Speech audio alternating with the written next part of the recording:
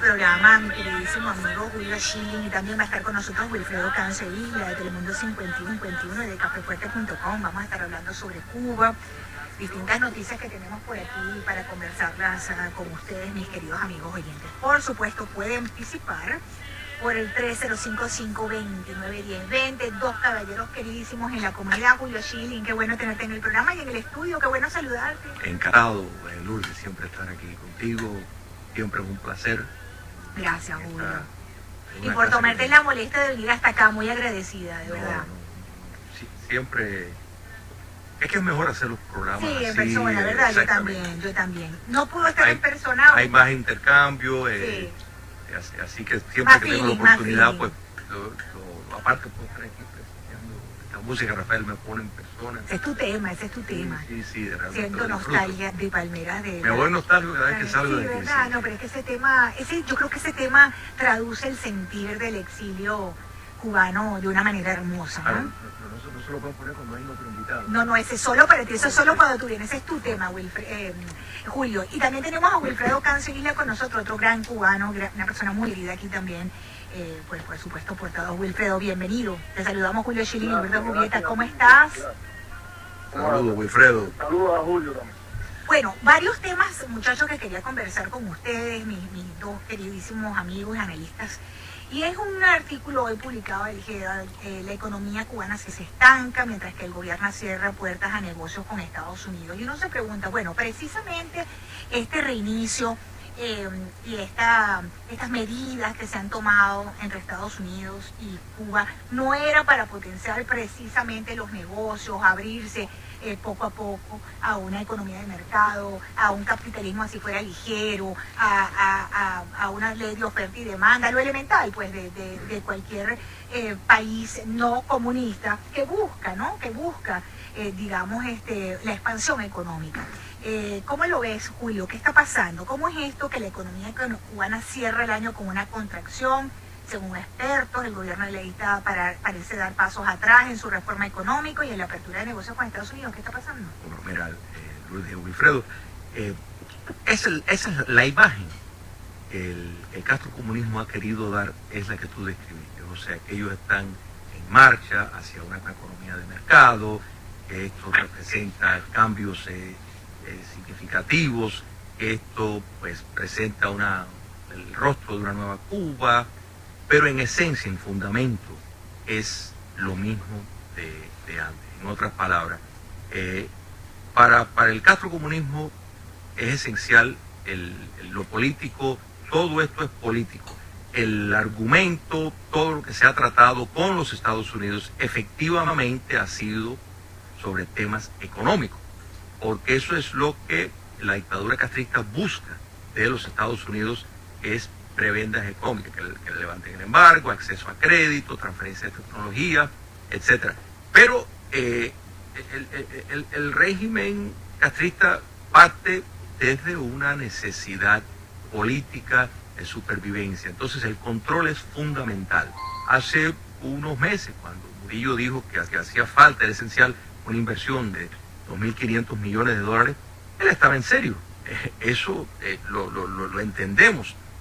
Y vemos todo este gran teatro de cómo Cuba comunista, antes del acercamiento, pues era uno de los socios económicos más grandes de los Estados Unidos. O sea, era los Estados Unidos uno de los socios más grandes de Cuba. Y a medida que el acercamiento diplomático va en curso, pues eso va disminuyendo. A partir de las relaciones, todo eso se desploma. Entonces, ya de pronto nos damos cuenta, bueno, se dan cuenta los que han estado tal vez a favor de esto, porque esto de nuevo el régimen lo ha hecho en los 90. El régimen responde por necesidad de supervivencia a tener que implementar modificaciones para mantenerse a flote. El saqueo de Venezuela vemos que está teniendo límites, en la Unión Soviética no existe, las remesas de los cubanos que viven fuera no es suficiente para mantener una nación de 11 millones de dólares más, los extraordinarios costos que tiene un régimen tan represivo como el castrismo, porque eso cuesta dinero. Wilfredo, cuéntanos cuál es tu visión de lo que está pasando. Bueno, yo creo que nada de lo que está pasando debe asombrarnos. Es decir, el régimen ha sobrevivido. Es decir, cuando digo ha sobrevivido, pienso también que va a seguir sobreviviendo. Es decir, nosotros hace mucho rato, durante 20 años y mucho más, siempre le hicimos la cruz que iba a suceder de inmediato. Y creo que lo que al menos se puede decir, como vamos a decir, como algo en positivo, es que el régimen se la ha ingeniado para sobrevivir a cualquier costa y a cualquier coste de la población también. Pero lo que estamos viendo justamente es eso, es decir, es una economía que sigue deprimida. El gobierno tuvo que hacer a finales del año pasado un ajuste sobre el supuesto crecimiento del Producto Interno Bruto. Hay una brutal ausencia de flujo de caja, y de eso está reconocido incluso hasta en la prensa oficial. No han podido pagar incluso ni los insumos para producir los medicamentos farmacéuticos y otros productos farmacéuticos dentro de Cuba. Ese mismo frente que se propone vender productos farmacéuticos en Estados Unidos a partir del levantamiento de las restricciones hechas por el Departamento del Tesoro. Por otro lado, el golpe petrolero, es decir, ha habido una disminución, es un 27% de los suministros petroleros, que básicamente lo que ha afectado era el dinero, o sea, justamente ha afectado el flujo de caja, porque era el petróleo que Cuba vendía, y eso es lo que justamente se ha reducido, lo que le proporcionaba a Venezuela para que Cuba obtuviera un ingreso adicional. Y por otro lado, la agricultura sigue sin funcionar, por lo tanto Cuba tiene que seguir comprando más de 200 millones en productos para satisfacer, no es exactamente el verbo, para, vamos a decir, que rellenar la canasta familiar de una libreta de abastecimiento que cada día es más raquítica e inoperante, y al mismo tiempo la inflación es galopante en el país. No ha podido resolver el tema de la doble moneda, que es un proyecto aplazado hace 2 años, después que se anunció por parte de Raúl Castro.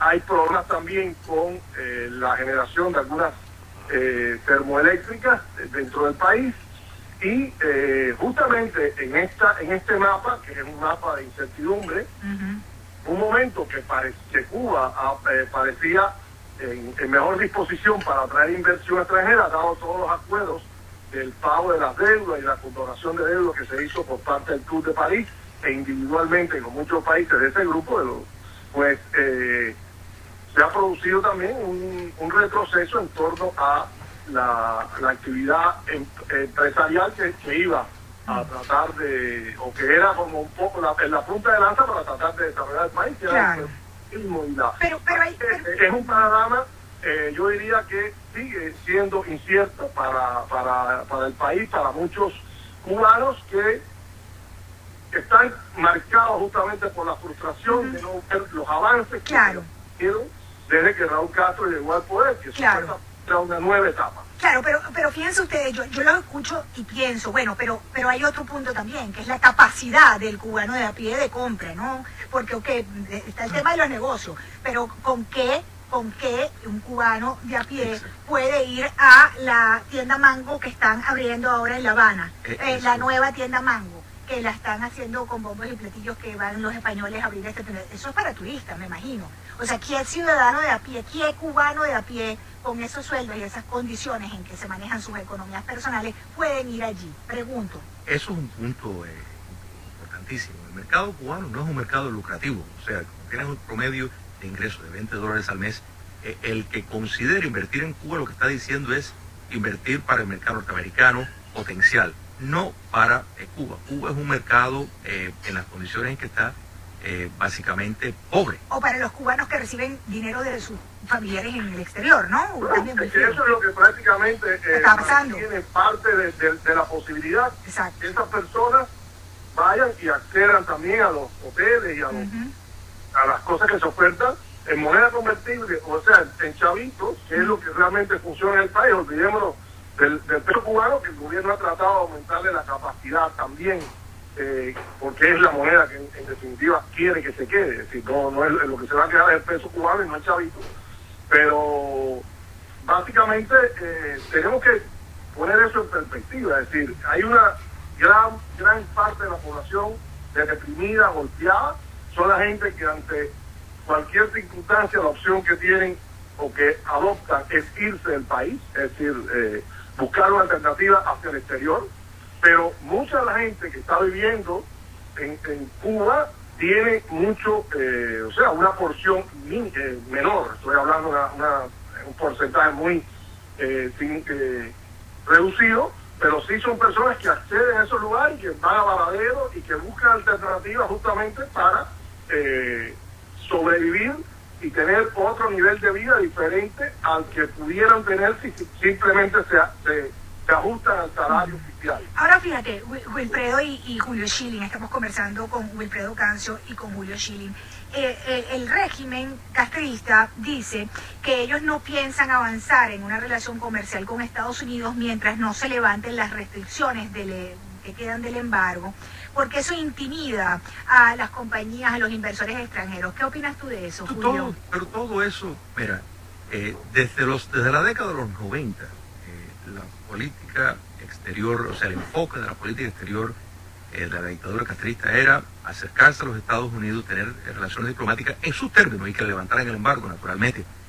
Nos damos cuenta que lo que está buscando no es acceso a mercado, lo que está buscando es crédito en gran parte subvencionado por el contribuyente norteamericano, garantías de préstamo a exportadores estadounidenses y mantener la economía en un control suficientemente sólido para ellos que no interfiere en la parte política, porque claro, nunca podemos perder de vista que para ellos todo, lo más importante, la prioridad es lo político, lo económico es una herramienta de supervivencia y sin duda las modificaciones han buscado que dinero desde la diáspora pues subvencione, pero naturalmente no es suficiente cuando en sí los cambios es a la periferia, o sea, no estamos hablando de cambios sistémicos, que es donde radica el problema en cuanto a lo económico. El régimen no está dispuesto a ceder ese espacio. Un ejemplo clásico es Barack Obama, que prefiere tener ahí una situación prácticamente desastrosa, de casi hambruna, antes de dejar dinero que entre, que se ha ofrecido y se ha hecho factible para aliviar la situación de los cubanos, y no le interesa porque no pueden perder el control en la imagen que quieren proyectar y en lo que los cubanos pueden percibir en el ejercicio con otros cubanos. Wilfredo, el embargo, ¿qué papel juega aquí? Dicen que responsabiliza nuevamente al régimen. El embargo, yo sigo insistiendo en que es un embargo de centavos. Es decir, un embargo, cuando se dice, una de las medidas, vamos a poner por ejemplo, una de las medidas que el embargo no prohíbe es el viaje de turistas a Cuba. Bien, yo creo que hay que quitarse la careta y tener en cuenta que la administración y las empresas de Estados Unidos están jugando el papel de como si no existiera el embargo. Es decir, si uno ve, vamos a empezar por las 12 categorías de viaje a Cuba, uno se da cuenta que el que no vaya a Cuba en este momento y a hacer lo que le da la gana es porque simplemente no quiere hacerlo. Es decir, la flexibilidad de esas 12 categorías implica que yo puedo organizar una competencia de quimbundia en las tunas y lo justifico y nadie me puede decir que es mentira. Así que decir que en este momento hay una restricción para el turismo a Cuba es relativa, porque cualquier grupo estadounidense que se organiza y quiera ir a Cuba va. Por otro lado, las medidas que han tomado prácticamente el Departamento del Tesoro y el Departamento de Comercio, lo que está justamente es vendiendo un puente para liquidar cualquier tipo de restricción, que ellos dicen que, por ejemplo, las operaciones bancarias todavía tienen limitaciones en la banca internacional, cosa que es verdad. Pero más allá de eso, si nosotros vemos en el quinto paquete emitido por Obama hace unas semanas, hay un punto que es absolutamente una anticipación de que los empresarios estadounidenses y el gobierno de Estados Unidos están jugando a que como si no hubiera embargo. Y hay una cláusula para establecer contratos con empresas de Estados Unidos, con empresas cubanas, es decir, con el gobierno de Cuba, por parte de las empresas de Estados Unidos, para adelantar proyectos y iniciativas de colaboración y ventas para un momento en que se levante el embargo. Es decir, se está prefigurando el futuro de la relación comercial con Cuba y en afectación del pueblo cubano, cuando todavía supuestamente hay una ley, o supuestamente no, hay una ley que impediría ese tipo de relación. Así que yo creo que hay muchísimas avenidas legales también para discutir todo lo que han sido los paquetes de Obama. Claro. Yo quiero decir también que yo, en un principio, y todavía en muchas de las cosas, apruebo muchísimas de estas medidas que yo creo que han sido de alguna manera liberalizadoras y sobre todo han creado problemáticas y preguntas han creado problemas para el gobierno cubano, porque justamente es un gobierno de control que no permite esa liberalización, y por el otro lado han creado realmente preguntas muy sinceras para buena parte de la población cubana que estaba con un velo sobre los ojos. Y yo creo que en ese sentido sí las medidas pudieran decir que han tenido efecto, pero las últimas decisiones que afectan justamente la relación del gobierno de Estados Unidos con el gobierno de Cuba sí me parecen contraproducentes. Fíjate que este empresario Saúl Berental, que estuvo en Cuba tratando de montar una tienda, una fábrica en el Mariel de los tractores. ¿Te acuerdas que llegó aquí? ¿Te acuerdas, Wilfredo? Y Julio, que llegó aquí a Miami, estaba súper entusiasmado, porque dijo en una conferencia, además de prensa aquí, un tema de negocios, que había recibido la licencia de Estados Unidos. Se le dieron la licencia aquí en Estados Unidos que le habría permitido, además de hacer los tractores, vender para la agricultura y la construcción, y de buenas a primero el régimen de La Habana le dijeron no te vistas que no vas porque ni hay tractores ni hay nada. ¿Qué pasó ahí, Julio? Todo esto es parte de un espejismo que el gobierno de los Castro quiere vender. Mira, para empezar, cuando miramos el daño extraordinario que el presidente Obama le ha hecho a la democracia norteamericana, a en efecto estimular a sus ciudadanos a que sean mentirosos y tramposos, porque que violen la propia ley de su tierra, porque en efecto las 12 categorías es decir, los norteamericanos mientan, burlen la ley, que entonces sí pueden entrar. Cuando vemos la empresa a la cual se embulló en Cuba pensando que iba a poder operar, esto es parte de una estrategia para convertir el sector empresarial norteamericano en cabilderos para que le levanten el embargo. Esto es planeado, la dictadura para nunca los iba a dejar operar. Todo esto es parte de una programación para...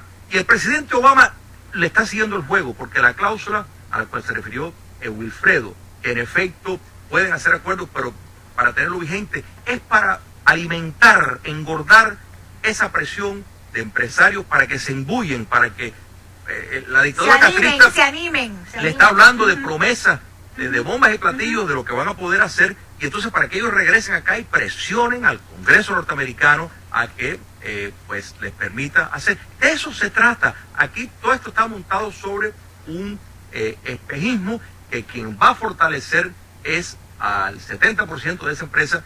Yo tengo otra visión, no le doy la lectura de que esto va a beneficiar en ningún sentido a la sociedad cubana, porque no existe la sociedad civil cubana. A quien está fortaleciendo y beneficiando es netamente a la empresa, a la corporación Castro Inc., que vemos en el 70% de la economía directamente, y en ese otro 30% son los que dan los permisos burocráticos. Es un control indirecto absoluto. Caballero, si me permiten, tengo que identificar la emisora. Wilfredo y Julio, regreso en 2 minutos, amigos oyentes, con todos ustedes. Tengo el vivo, es un animal vivo, y bueno, se mueve para acá y se mueve para allá. Mira, ¿sabes qué me quedé pensando? Y Wilfredo, lamentablemente lo perdimos. Muchísimas gracias a Wilfredo Cancio por habernos acompañado también. Julio, ¿cómo tú ves el año 2017? Porque lo que quedan son 60 días, ¿no? Lo que quedan son nada, 8 semanas para Cuba. Que 1 de enero, 58 años de este régimen, 1 de enero. Exacto. Ellos no tienen ninguna intención de ceder ni un ápice al modelo político y ético que tienen en función. Tenemos que entender de que todas las órdenes ejecutivas pueden ser revertidas. Es una mentira el decir o el pensar de que no. Eso es lo que el presidente Obama y los apologistas de este acercamiento entre el castrismo y los Estados Unidos, pues nos quieren hacer creer. No es cierto, se puede deshacer.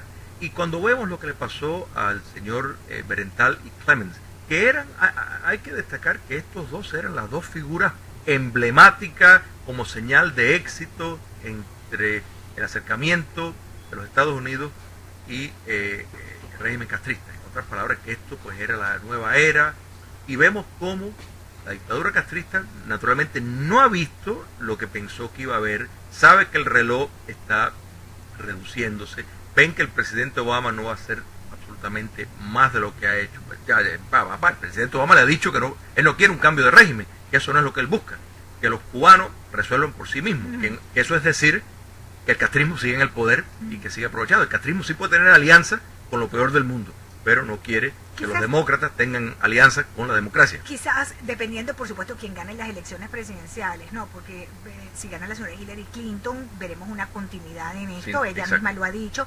Si gana el señor Donald Trump, pues va a haber un cambio, pero también él ha dicho lo que también hemos visto en otras situaciones, ¿no? Cuando se hace una negociación mala, es tratar de remendar, remendar esa negociación. Quizás la salida está, como siempre, por el centro, ¿no? Buscando el equilibrio. No eliminar lo que se ha hecho, sino mejorar las condiciones de ese acuerdo. Porque el problema, yo creo que en este acuerdo, es que han sido una cantidad de concesiones unilaterales, Julio. De allá Exacto. para acá no vemos nada, sino es todo de aquí para allá. Es que Entonces, ahí es donde yo creo que es un mal negocio. Quizás con un cambio de administración podíamos ver algunos cambios. No sé cómo lo ves tú, Mira, no lo sé. si yo fuera norteamericano, lo primero que yo estaría preguntando es, bueno, esos más de 20 fugitivos de crímenes, de violar leyes serias en los Estados Unidos, ¿qué hacen allá? Es lo primero. Lo segundo, los 8.000 millones de dólares que han robado es el mayor pillaje de propiedad norteamericana en la historia, que no se ha recompensado. ¿Cómo eso no se está tratando? Había más de 6.000 empresas de individuos y familias norteamericanas, pero ¿cómo eso? Gente que trabajaron. ¿Cómo continúa una violación sistemática de los derechos humanos, siendo este el país que Claro. trae la bandera de la precisamente del resguardo de los derechos humanos en Hay el mundo? 2.000 millones de dólares en Cuba de dinero que se ha lavado de fraude al contribuyente norteamericano. ¿Cómo es que eso no se está hablando de eso? Correcto. Cuba tiene una participación activa en el narcotráfico. Correcto. Entonces, ¿cómo es que eso no se pone En la mesa de en negociación. la mesa de negociación? Si no, dale.